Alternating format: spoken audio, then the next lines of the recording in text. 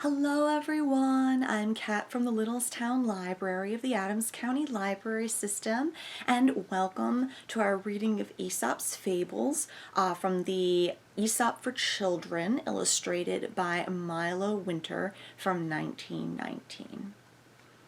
Our first story tonight is called The Wolf and the Shepherd. A wolf had been prowling around a flock of sheep for a long time, and the shepherd watched very anxiously to prevent him from carrying off a lamb. But the wolf did not try to do any harm. Instead, he seemed to be helping the shepherd take care of the sheep. At last, the shepherd got so used to seeing the wolf about that he forgot how wicked he could be. One day, he even went so far as to leave his flock in the wolf's care while he went on an errand. But when he came back and saw how many of the flock had been killed and carried off, he knew how foolish to trust a wolf. And the lesson is, once a wolf, always a wolf. Our next story is called The Peacock and the Crane. A peacock, puffed up with vanity, met a crane one day, and to impress him, spread his gorgeous tail in the sun.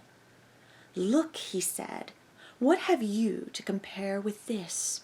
I am dressed in all the glory of the rainbow, while your feathers are gray as dust." The crane spread his broad wings and flew up toward the sun. "Follow me if you can," he said. But the peacock stood where he was among the birds of the barnyard, while the crane soared in freedom far up into the blue sky. The lesson is, the useful is of much more importance and value than the ornamental.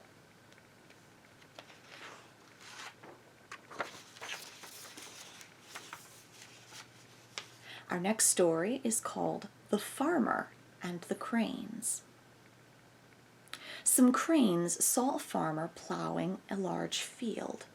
When the work of plowing was done, they patiently watched him sow the seed.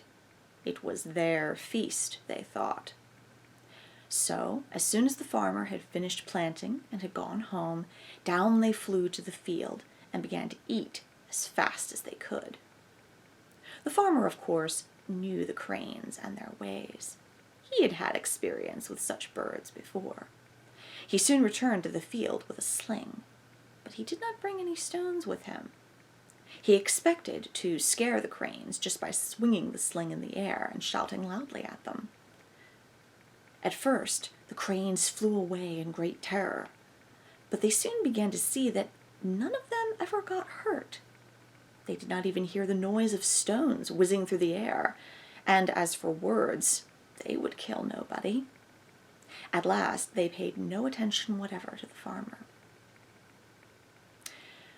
The farmer saw that he would have to take other measures.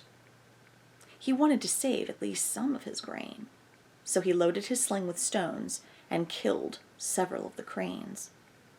This had the effect the farmer wanted, and from that day the cranes visited his field no more.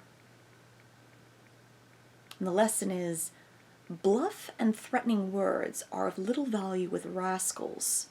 Bluff is no proof that hard fists are lacking.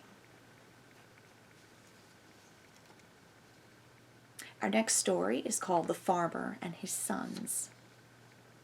A rich old farmer who felt that he had not many more days to live called his sons to his bedside. "My sons," he said, "heed what I have to say to you.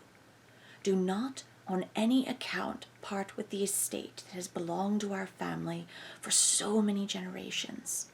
Somewhere on it is hidden a rich treasure. I do not know the exact spot, but it is there, and you will surely find it.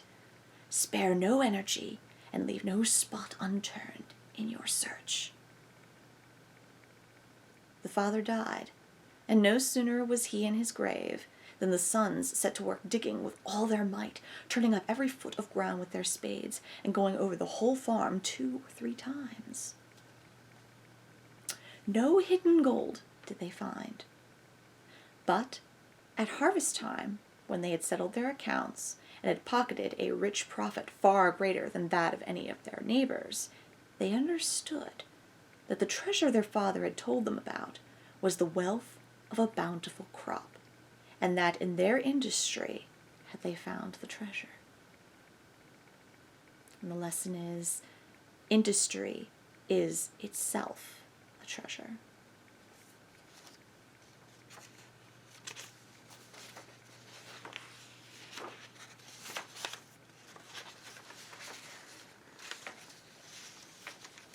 And our next story is called The Two Pots. Two pots, one of brass and the other of clay, stood together on the hearthstone. One day, the brass pot proposed to the earthen pot that they go out into the world together.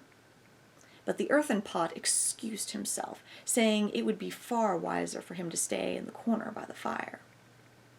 "It would take so little to break me," he said. "You know how fragile I am. The least shock is sure to shatter me." "Don't let that keep you at home," urged the brass pot. "I shall take very good care of you. If we should happen to meet anything hard, I will step between to save you." So the earthen pot at last consented, and the two set out side by side, jolting along on three stubby legs, first to this side, then to that, and bumping into each other at every step. The earthen pot could not survive that sort of companionship very long. They had not gone 10 paces before the earthen pot cracked, and at the next jolt he flew into 1,000 pieces. And the lesson is, equals make the best friends. And our last story today is called The Goose and the Golden Egg. There once was a countryman who possessed the most wonderful goose you can imagine. For every day he visited the nest, the goose had laid a beautiful, glittering golden egg. The countryman took the eggs to market and soon began to get rich. But it was not long before he grew impatient with the goose, because she gave him only a single golden egg a day. He was not getting rich fast enough.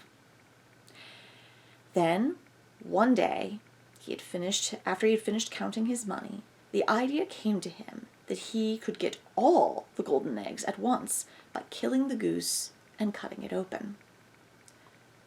But when the deed was done, not a single golden egg did he find, and his precious goose was dead. And the lesson is, those who have plenty want more, and so lose all they have. Thank you for joining us today, and we will see you next time.